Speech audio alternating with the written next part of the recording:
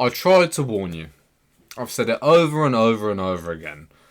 I'm so against absolutism because when politics stops being about discussion and becomes a battle of moral purity, a war of good versus evil, us versus them, this is what happens and now we're living it.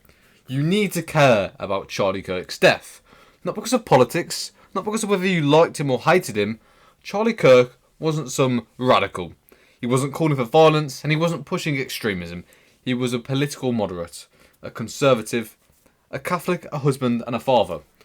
What he did was simple. He debated, he asked questions, he challenged people to think, to defend their own beliefs, to see the world differently.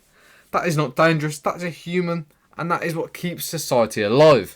And for that, for his words, for his ideas, for dialogue, he was killed and assassinated. And the worst part is the reaction to his death. People are celebrating, laughing, mocking him, treating his death like entertainment, a spectacle. A man who left behind a wife, 2 small children, and a family who will never see him again.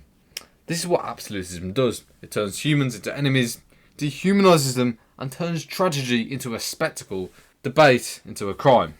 I've been warning you about this moralisation of politics, this thinking of disagreement equals evil, that words are weapons, and that life is expendable if you say the wrong ideas. And if it doesn't stop now, Charlie won't be the last. It will justify more violence, and it will push people further into extremism. And every single time, it will tear more families apart. We are crossing a line. Debate, dialogue, human life itself are all at risk. And if we don't wake up, this horror will repeat. And the cost, it won't just be Charlie, it could be anyone. If we keep on dehumanising people for their beliefs and their opinions, this will never stop. This event will push people further right into figures such as Nick Fuentes. Charlie Kirk was almost like a dam.